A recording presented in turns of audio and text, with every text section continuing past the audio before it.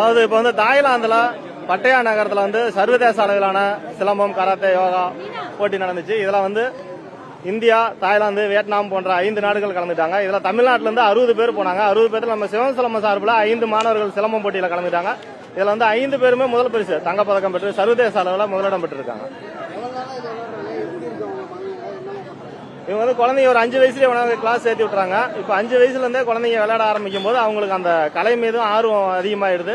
அதே மாதிரி அவங்க உடல் ஆரோக்கியமா இருக்கிறதுக்கு இப்ப இருக்கிற காலகட்டத்தில் நிறைய குழந்தைங்க பார்த்தோம்னா போன் அது வந்து இப்படியே விளையாண்டுட்டே இருந்துறாங்க. இந்த மாதிரியான கலைகள் கத்துக்கிறதுனால அவங்க உடம்பும் ஆரோக்கியமா இருக்குது, மனசும் தெளிவா இருக்குது, அவங்களுக்கு படிப்புக்கு எல்லாத்திலையும் கவனம் செலுத்துறதுக்கு வசதியா இருக்குதுன்னு சொல்றாங்க. கிரிக்கெட் போன்ற இது எல்லாமே வந்து மேலை நாட்டு விளையாட்டுகள். சிலம்பம் அப்படிங்கிறது வந்து ஒரு தற்காப்பு கலை மட்டும் இல்ல, நம்ம பாரம்பரிய அந்த காலத்துல வந்து இப்பதான் போருக்கு வந்து நவீன ஆயுதங்கள்லாம் வந்துருச்சு. அந்த காலத்துல ஒரு கம்பை வச்சுதான் தன்னை தற்காத்துக்கிறதுல வந்து எல்லாத்துக்குமே பயன்படுத்தியிருக்காங்க. அது வந்து வெறும் போர்க்கலை மட்டும் இல்லாம உடல் ஆரோக்கியத்திற்கான எல்லா கலைகளுமே சிலம்பத்துல இருந்து போனது. அதனால வந்து அந்த பழைய பாரம்பரிய கலையை மீட்டெடுக்கும் முயற்சியில இப்ப வந்து எல்லாருமே ஆர்வம் காட்டுறாங்க. சந்தோஷமா இருக்கு. அந்த மூஞ்சிட்ட கொஞ்சம் மைக் வைக்காம தண்ணி வைங்க.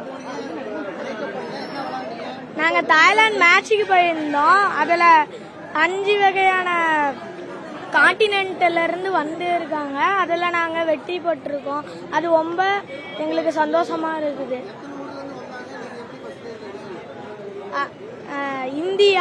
இந்தியா, யூரோப் அந்த மாதிரி நிறைய 5 கண்ட்ரில இருந்து வந்தாங்க. அதுல இருந்து நாங்க ஃபர்ஸ்ட் பிரைஸ் அடிச்சோம்.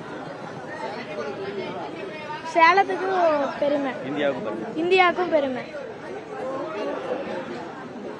எம் பர்சித் ராஜ்.